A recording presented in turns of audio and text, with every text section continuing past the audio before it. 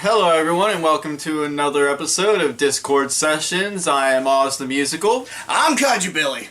And today we are taking a look at Don Bluth and Warner Brothers' Anastasia. Actually, it was Fox Animation. Oh, Fox Animation, my bad. Okay. Oh no, you were wrong on the entire title. The worst piece of shit I have ever seen. Except for 2 moments. Two moments? Okay. First let's talk about we're going to start by talking about the story. Where should we discuss this one at, actually? Alright, let's talk about the story first, the plot and everything like that. Okay, now you know I'm gonna fucking hate this one the most because I despise historical exploitation films. Oh yeah. And this is one of the worst historical films of all time. I will say that because the way Pocahontas had more respect. The way they portray Russian history is just complete bullshit. Especially the first song has a line that says, "Since the revolution, our lives have been gray." Not great. Yeah, gray, as in everything was great before. Yeah, now their lives are gray. Yeah, and it's basically saying that before the Russian Revolution, everything was all hunky-dory. The Tsar wasn't a complete selfish prick.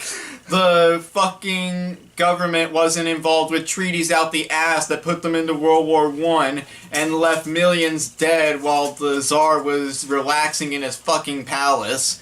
No, it was all magic, by the way. Magic caused the Russian Revolution. Yeah, magic. That we're gonna be getting to that so many times. Yeah, which... fun fact here. As Hunchback of Notre Dame, I had seen the original and knew that lore, and when it came to the AWZ musical, I wasn't a fan. He has actually seen the original, where I have not. Yeah, and I don't want to say I'm an expert, but I know a little bit of Russian history, especially concerning Rasputin, because... Oh, the sorcerer, right? Oh, God, they completely fucked Rasputin up. Okay, if you are at all familiar with Russian history, you know that Rasputin was a priest, but he was said to have magic... He was pretty satanic for a priest. Yeah, and especially... Yeah, in the movie he sold his soul to the devil in return to be turned into a radioactive blue skeleton. Uh-oh. But the lost skeleton of Cadavra. Skeletor, why have you taken your clothes off? Okay, we're moving on with that one. Okay, Thank you for that.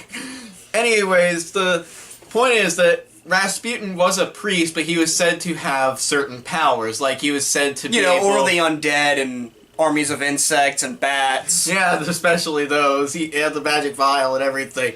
But, like, he was said to be able to cure the Tsar's son of his hemophilia, so he became good friends with the Tsar. It seemed like he did everything but heal people in this movie. Yeah! In fact, he killed many people in this movie. He killed a lot of people. He led to the Russian Revolution, apparently. Actually, that is true in certain folklore, because he did put a curse on the Tsarina, because he said that... Which here they made it Anastasia that he cursed, No, right? he cursed the Tsar's family, but same with this one. But this was before anything. He says, if you should ever desert me, you will be thrown out of power and your family will perish. Okay. And what happened was the Tsar's family, not the Tsar, went against Rasputin and tried to kill him, succeeding after one night of everything including poisoning, shooting, stabbing, drowning, and bludgeoning. Where the fuck was that movie? It's been made into a movie. Like, there's a whole movie based on Rasputin and the Tsar. Oh, who plays the bat? Oh, God. Hank Azaria. Okay, we'll get to that What later. have you done? I was never a fan of Hank Azaria to begin with, but what the fuck happened? He was in Godzilla, the 98 version, so I've already got my beef with him. But, where were we? Soon to be solved. But Rasputin did put that curse on them.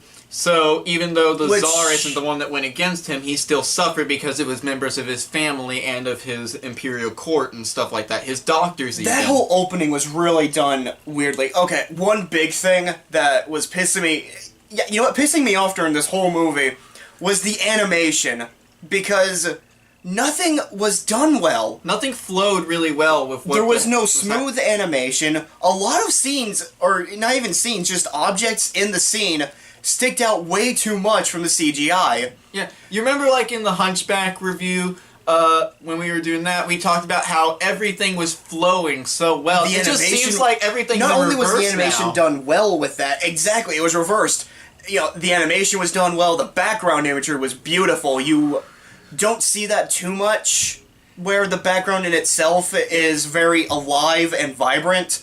This was the dead opposite. Everything was dirty, everything was a weird goldish color, but it wasn't really bright. Yeah, like, especially... Which I get the beginning at times where, like, the snow was dirty. Yeah. Maybe Especially that- since they're in the Industrial Revolution, they did bring industry in and everything.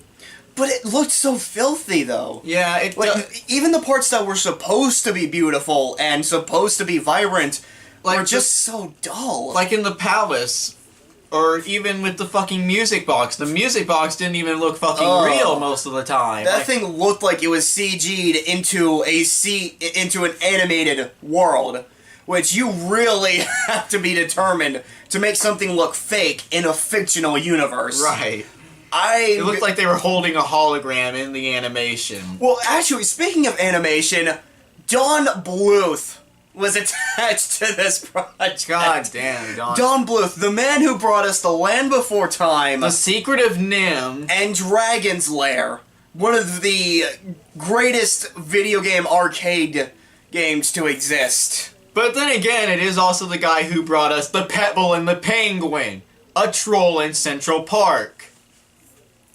And Secret of Nim too, but that he Yeah. wasn't attached to that really. oh, he wasn't? I don't think he was. I know Okay. he wasn't attached to any No, of them. Rocket he also Doodle Doo. gave us All Dogs Go to Heaven, which I will always call one of my favorite movies of all time. Rock-a-doodle-doo. Rock-a-doodle-doo, So he brought us that, unfortunately. yeah. He has like an even balance, but Anastasia tipped that balance in the shitty Oh, range. man. It had that nice even balance until Anastasia came along. But You know, who was in this movie? we have the queen of rom-coms, Meg Ryan, Playing Anastasia herself, Yeah, Kirsten Dunst playing young Anastasia. which she got out of this movie early, so I Yeah. think she got the best career. John Cusack, with his career is He played Dimitri. yeah, he played Dimitri, but his career doesn't matter. So he was about as bland as you'd expect. Kelsey Grammer, surprisingly, in this movie, with a very convincing Russian accent, I must say, like kind of convincing. You know, I never really heard anybody with an accent until The Bat. Played by Hank Azaria, ladies and gentlemen. a very interesting... If by Perspective. interesting, yeah, the Because I couldn't figure out what his point. tone was. He had his accent shifted a lot. Oh, right. Yeah. I thought you were going into he had no purpose. Well, he didn't have purpose either. He didn't have a clear accent, and he didn't have a clear purpose. And several times it sounded French. Sometimes other he sounded times- Canadian, and he went into Jewish accents a lot, which is And just a lot of those Jerry understandable. Lewis impersonations, which... Like, with the lady and the... Literally, with that scene, Yeah, with he's the like, bats, what's with the glowing and the bats and the lady? Oh, God. I feel dirty just trying to impersonate I that. know. This movie made me feel dirty. This movie... And Kaiju Billy is a very clean person. Okay, and so, now that we got the story, so the story is that this little girl is the real Anastasia, and she gets amnesia from falling on train tracks, and then she gets raised in an orphanage, and she has a necklace that says "Together in Paris" on it, and it was given to her by the grandmother, the Dowager Empress, I think it's like. Yeah. And so she has to go, and she's going to Paris, and the only way she can get there is through Dimitri. Which, speaking of hitting the hand of the tracks, and she went to the orphanage, that song that played, I cannot believe that is the movie where... Journey to the Past. Journey to the Past. Made famous by Aaliyah. We'll get into her on Melodies of Oz. Don't worry. I'll talk about her. There you go I for an fucking episode love setup. Aaliyah.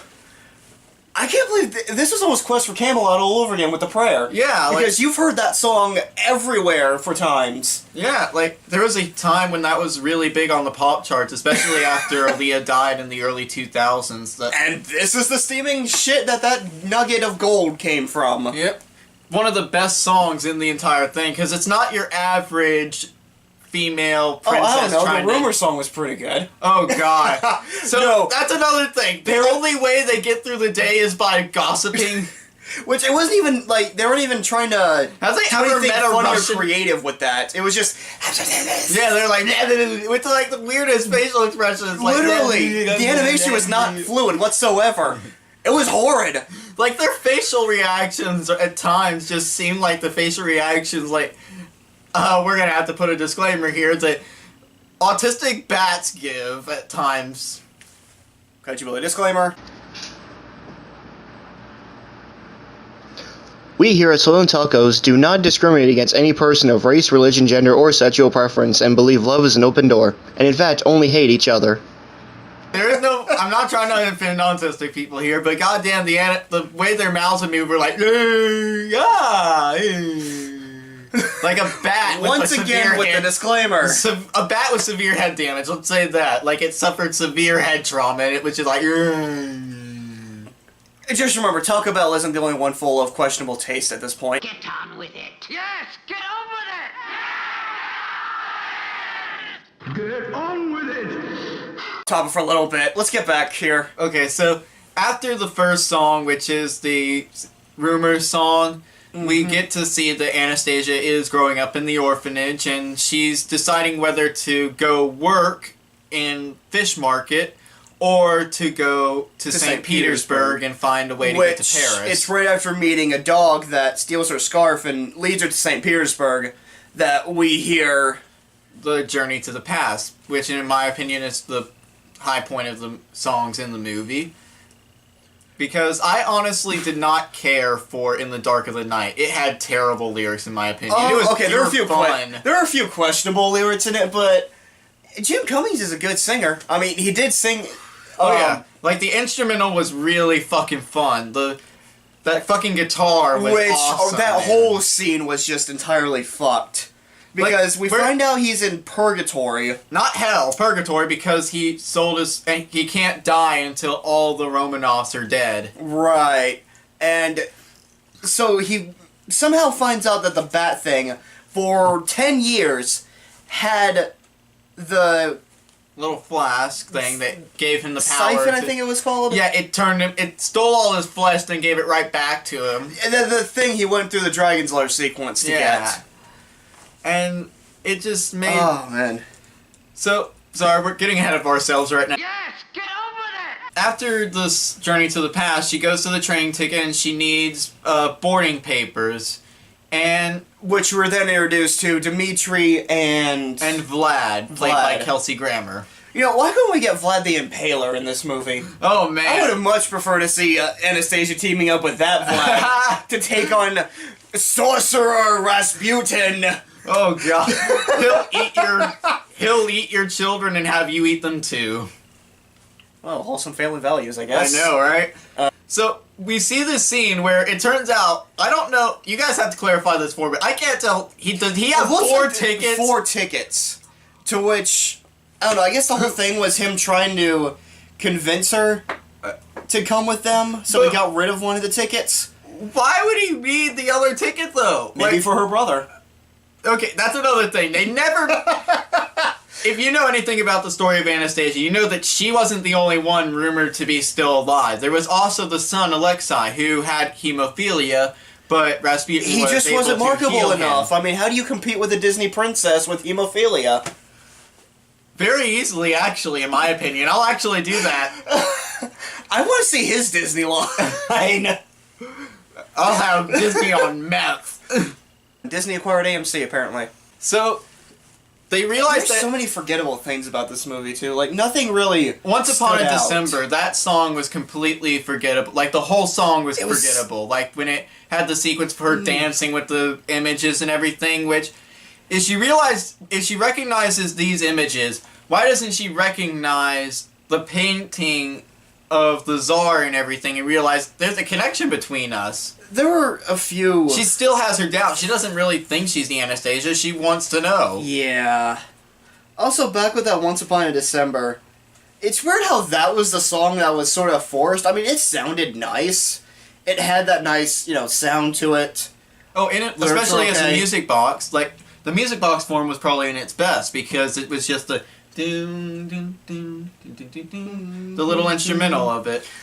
Which, it almost sort of sounded like... Oh man, I'm gonna make so many comparisons, and I'm gonna get so much hate again, possibly, for this. Like, The song from Tangled with the Hair. A very nice sounding song, but you only ever get to hear it in its completion twice, whereas I think it's only once in this movie. yeah, You get to once hear- in the movie and once in the Which credits. that was during the credit sequence. Oh, wait, there was once before that you get to hear in its completion?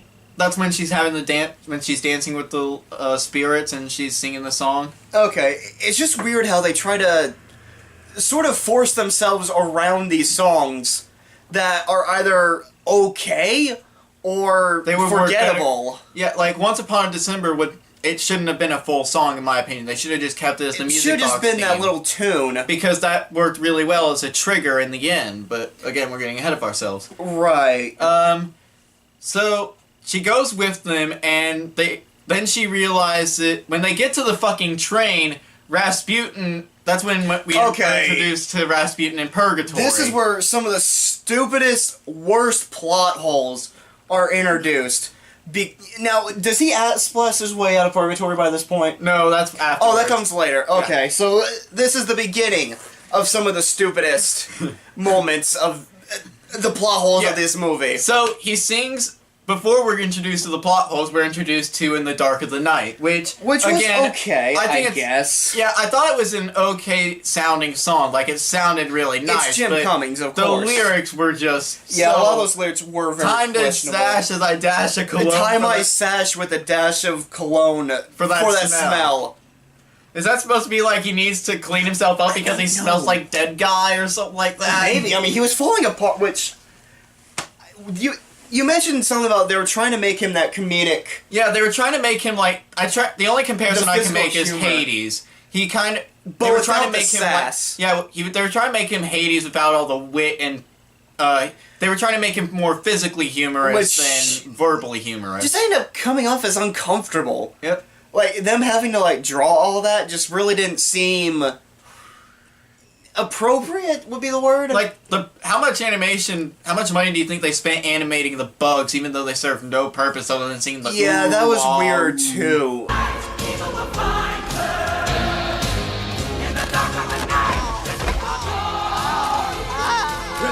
Why were there bugs? You know, wouldn't it have been better to see, like, skeletons, like, sort of performing this? Like, Or what if- other is he the only because guy we're in going- Purgatory? Because we're going with the idea that Rasputin is a sorcerer, I can't believe that's a sentence. Wouldn't it have been awesome if he raised an army of skeletons and Hell, escaped Purgatory? it's not like he didn't. I mean, I bring know it would have things been a back to. complete- It's not like it would be his first time bringing things to life. The horses, those bat things, combined to create the monster, which, or the train. Yeah, we're on the train sequence now. This is where the plot holes really start. Okay, so there's this really weird there's this kind of funny sequence where Dimitri's waking her up because their boarding passes are red instead of blue. No, they're because- blue instead of red. Yeah, theirs are blue, but instead they're supposed to be red because they were communist country. Everything's in red. That joke. But What is it with this country and everything being red? yeah, I that's think the was only joke thing I made. hate about this government. Everything's in red. That's the only thing you hate about this government, Kelsey Grammer. You are a member of the Imperial Court, but you hate the communists because everything's in red. Maybe he's colorblind? Then how do you know it was blue? Giant bat monster! Yes, giant bat monster. Okay, so the funny scene is when he wakes her up and she punches him in the face and she's like, "Oh, I'm sorry, I thought you were someone." someone- Oh, it's you. I guess it's. Okay I guess that's then. okay then. Yeah, that worked out pretty well. Yeah, that worked. That was a pretty funny line, but then they had to ruin it with, "I think you broke my nose." Men are such babies. They tried to force that joke so fucking. Yeah, and so he releases these bat things, And and they do everything in their power to fuck up the train. which is weird because only the dog is the one that sees these things. Even though They they're are bright glowing- green. Bright fucking neon green in the middle of white Russia. And they look like bats out of the nightmare of H.R. Geiger. Rest in peace. It was.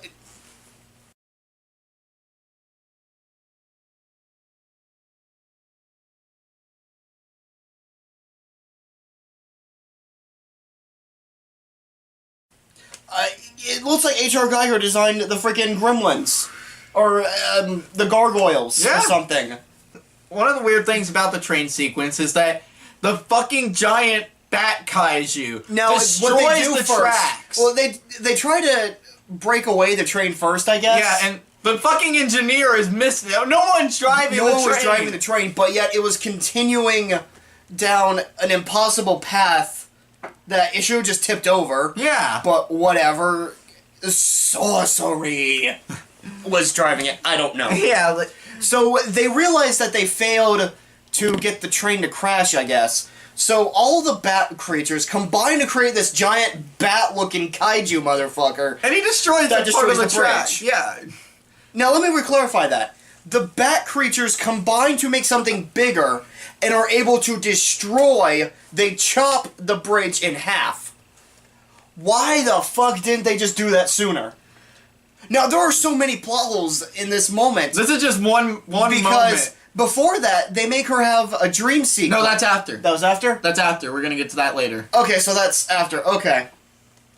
Just so many moments that... But still, he could have done that to the train. He could have... Well, what they could have done was combine to create a person earlier on the train and shank her. Yeah. And then disappear. Because we'll get to why they could have done that sooner. So they get off the tracks and then they realize that she can't just meet the Empress. She has to prove to the Empress's cousin. Yeah, they jump off the train and they go into like a little training montage sort of thing. Yeah, like a month.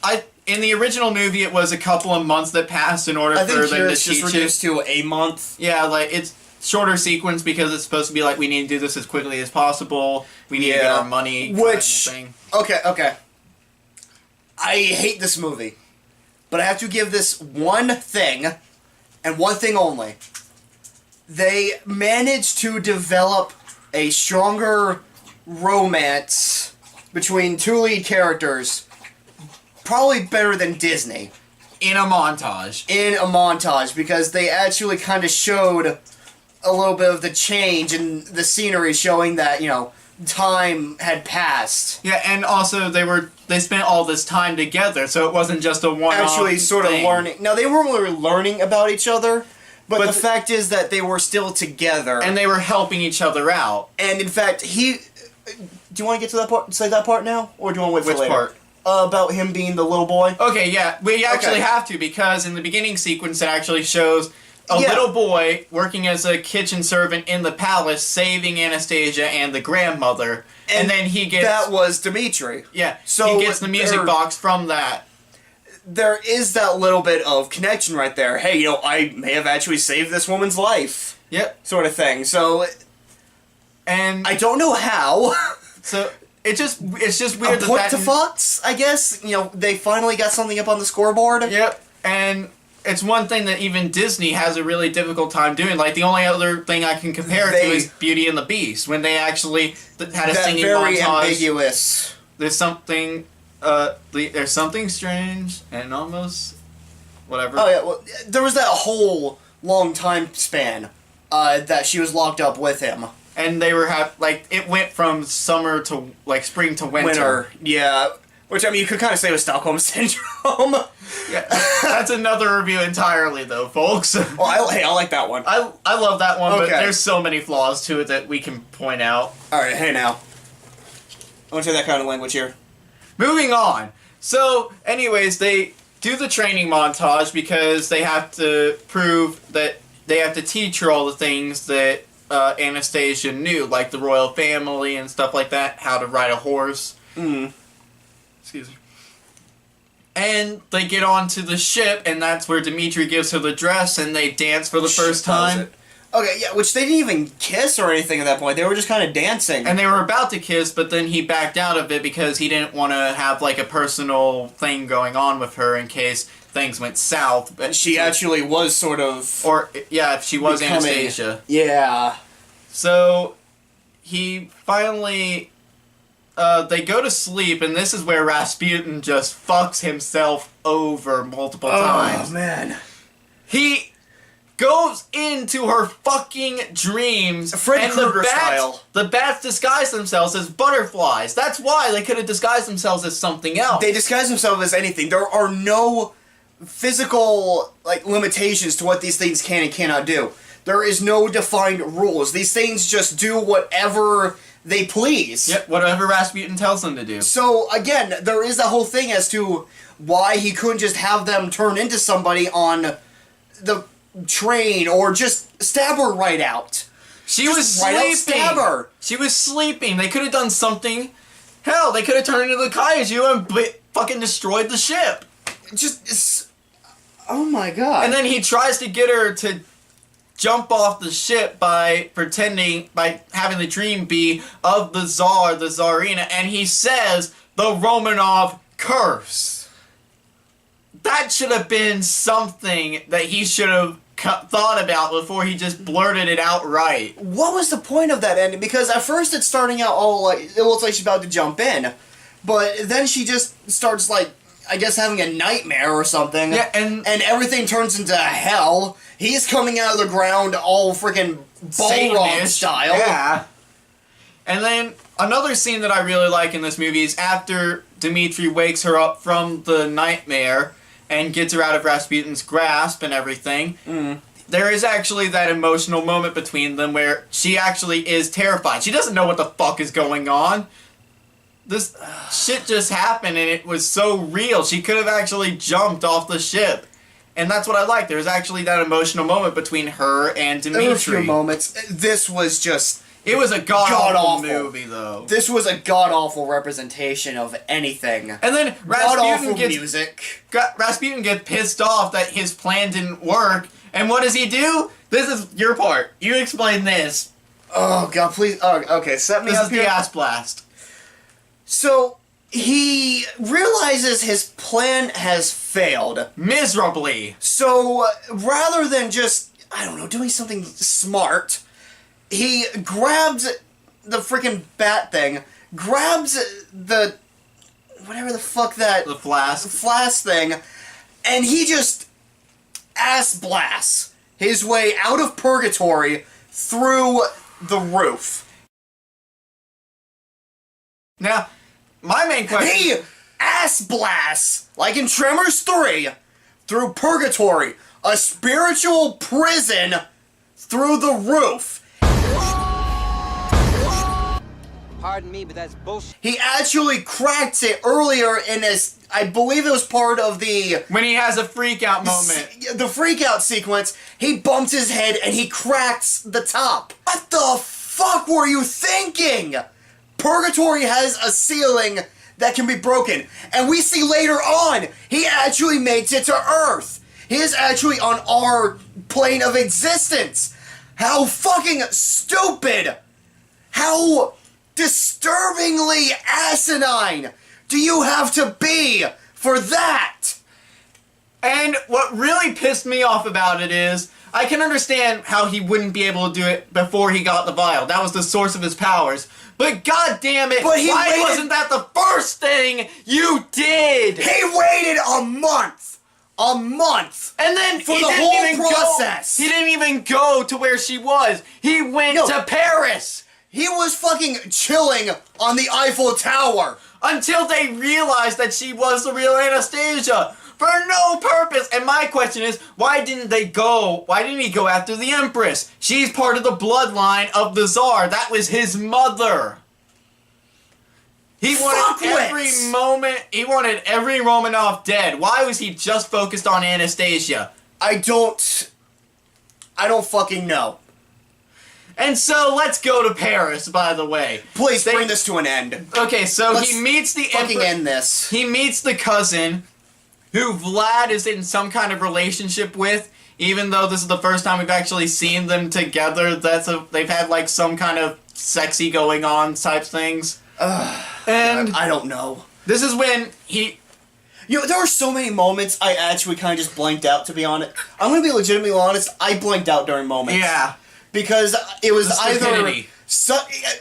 a pure aneurysm out of sheer stupidity. I didn't know you think you were that stupid, Scott. Ah! But What happened to your gun? it's broken. I must have broken it earlier trying to Did I get saved? shoot Don Bluth. Don Bluth broke my gun! Yay! I'm saved! Ah!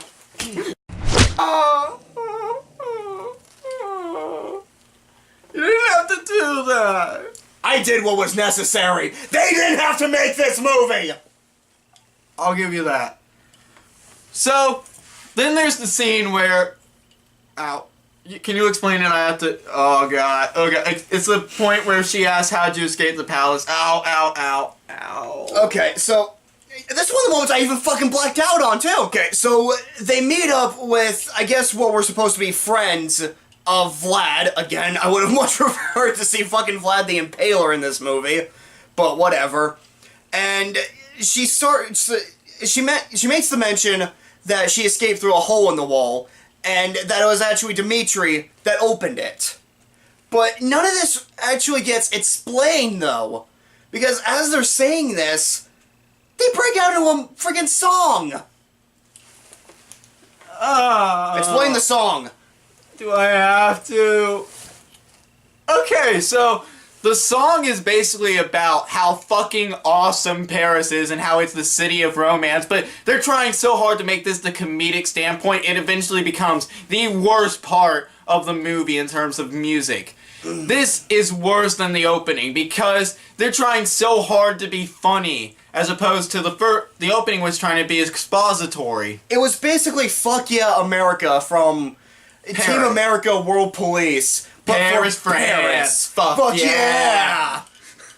Getting your ass to fall in fucking love today, yeah, Paris, France. Fuck yeah! Boning is the only way, yeah, single guys, your nights are through. Cause now your ass is coming to Paris, France. Fuck yeah! Get on with it. Yes, get on with it. Okay, So, already a better musical moment than that.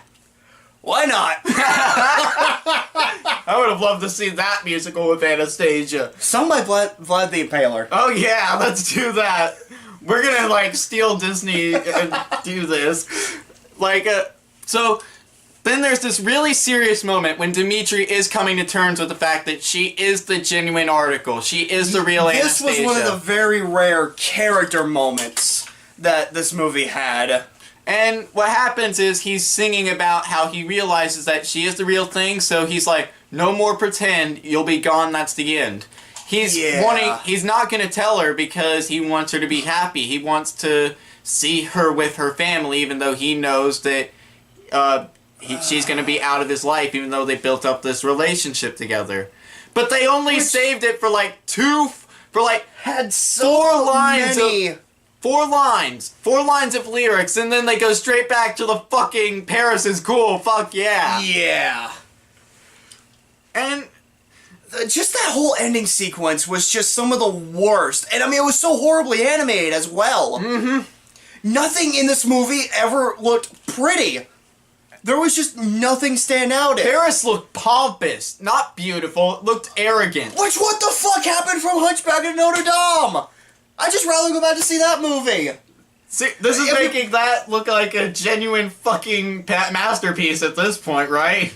Pretty much. Hold on. After that scene, we go to the opera house where the Russian ballet is being performed, and Dimitri admits to Vlad that he was the boy who opened the wall and let them escape. Vlad's wanting him to tell her the truth because he doesn't think it'll change a thing.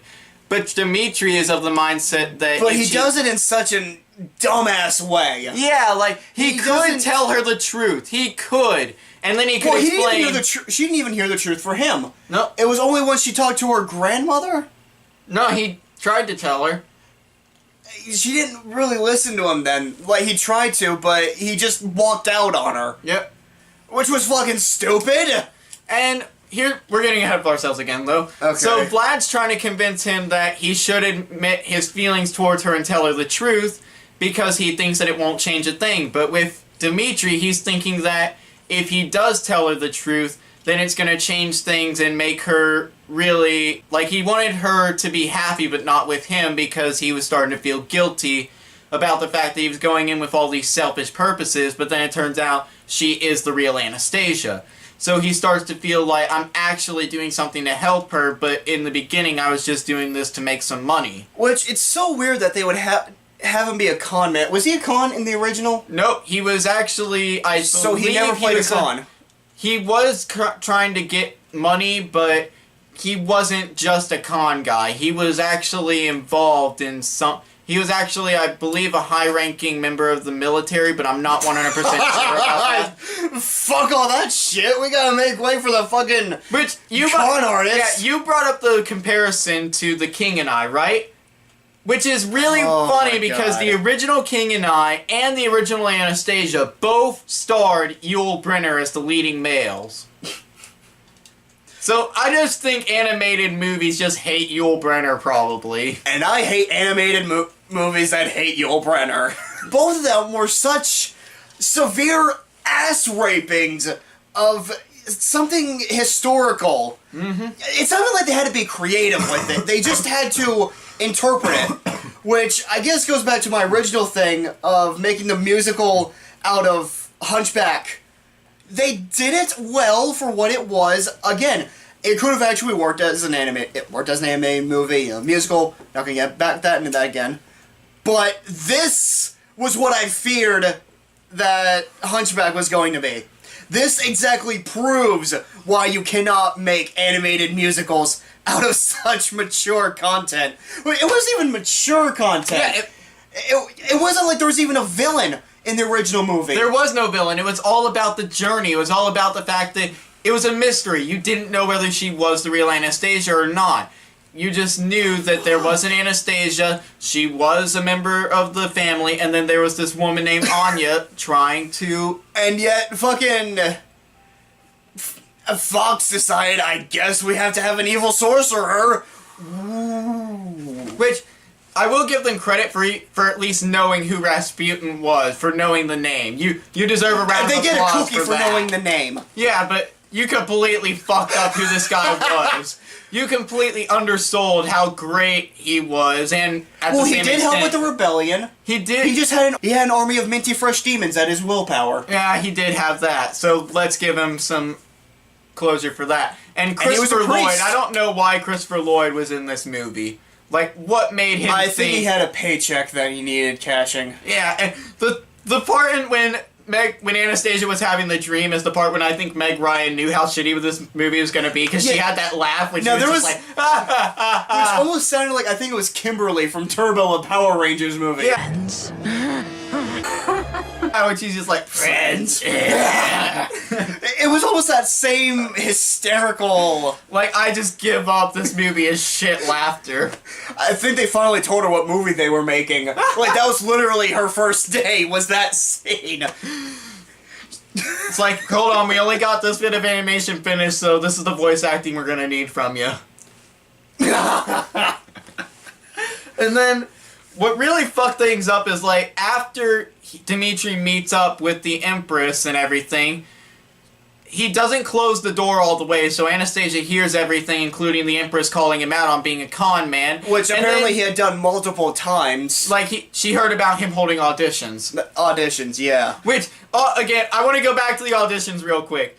There was a scene in the auditions where they were making fun of the fact that there was a 40-year-old woman trying to pass herself off as an 18-year-old Anastasia, which actually did happen multiple times when elderly women would try to pass themselves off as Anastasia, even a couple of years after the fact. Yeah, that had one joke that worked. Yeah, and it was the woman like, Grandmama, it's me, Anastasia. That was pretty funny. That's the only thing that worked in this movie. I feel disgusted knowing that this thing not only existed, but how it existed. Yeah, and she hears everything that the Empress says, like, that he was a con man and everything. The Empress has him thrown out. Then she starts walking away. This is when Dimitri says, "Oh, I might as well admit that I'm the guy who saved you." While the woman he is trying to admit it to is fucking furious at him. pissed. She is completely fucking livid. That would be point. like with how pissed I am right now. You coming up to me and giving me some kind of bad news. Yeah. Like you're the one that secretly broke the gun or something.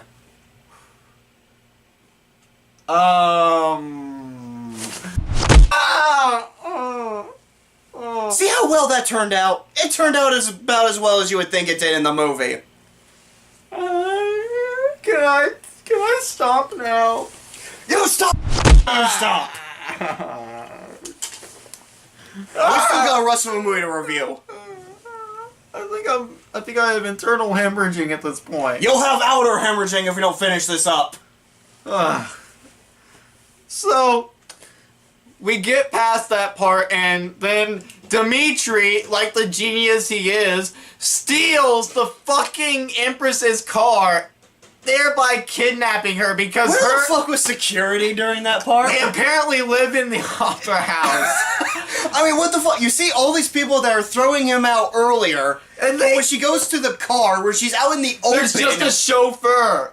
and he was taking care of her luggage. Yeah, and then that's how Dimitri just steals the car. I blame bad writing. Dimitri could have been a really good character, but the writing for him was just completely There was just nothing shoved good. up his ass. This was just a train wreck of things that did not work. And the worst part of it is that when he does kidnap her, he pulls out the music box and says, "Do you recognize this?" Why didn't he do that when he was talking to her in the fucking room? He could have done that and she would have been like, "Where did you get this?" And I can't even think of a response for that because then when she it finally... was mind-blowingly stupid And- to think. And then comes one of the best parts in the movie, when she actually, the grandmother is talking to Anastasia. She starts having those little triggers, like the smell of peppermint, that she recognizes from the rug, and how she would lay in the rug and wish that she was there because she would always have her scent in the Right. rug. And then when she saw the music box, that's when she figured out the connection between Once Upon a December and the... Well, where she had heard a key and she opened it up. Yeah. Again, just...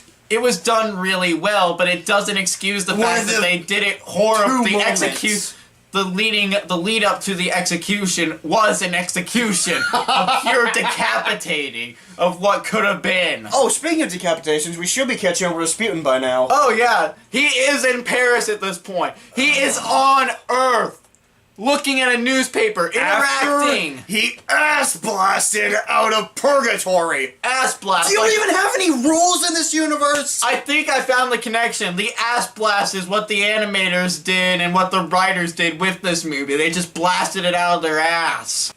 So Anastasia figures out she's the real deal. Dimitri doesn't take the money because he just wants Anastasia to be happy, and he realizes Which he we was being find a out from the complete cunt. grandmother.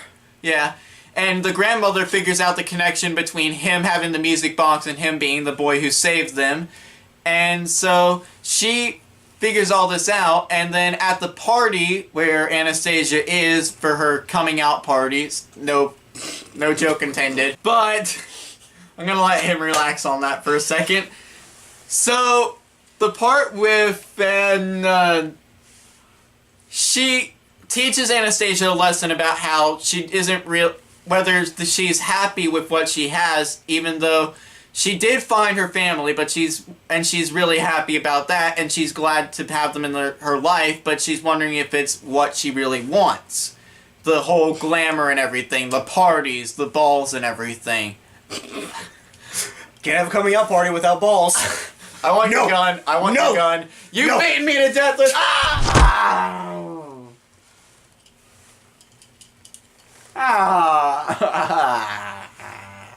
Anything else you want to add? Or can we finish this already?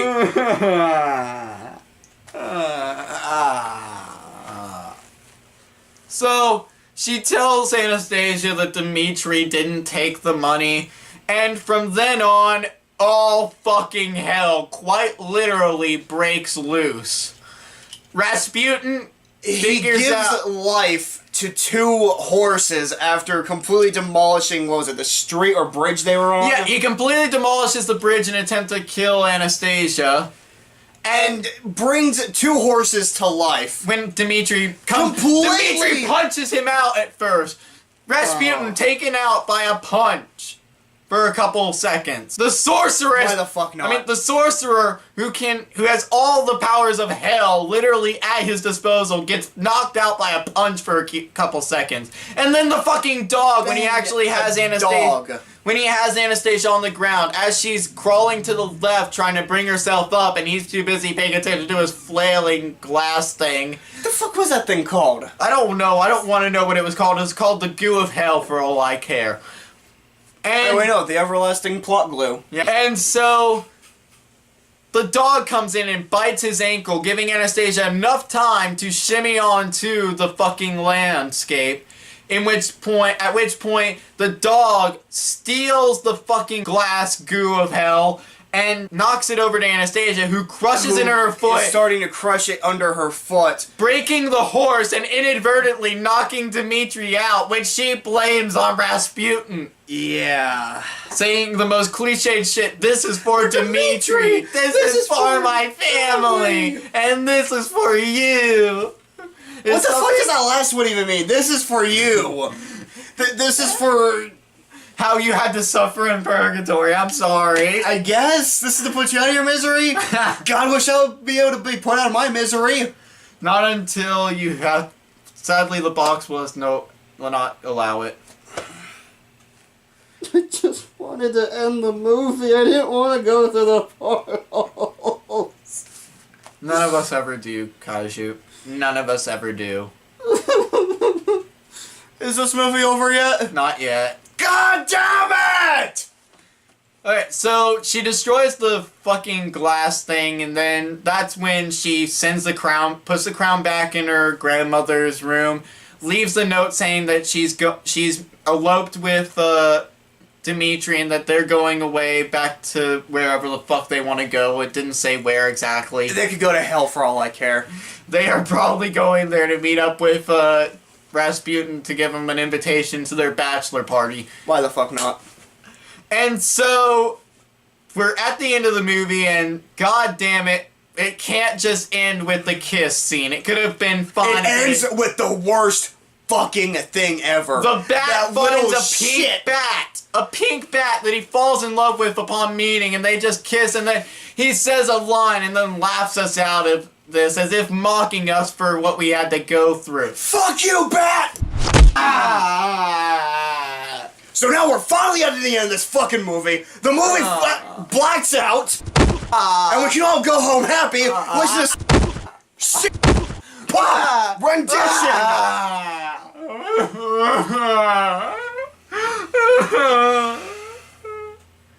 I think I feel better now.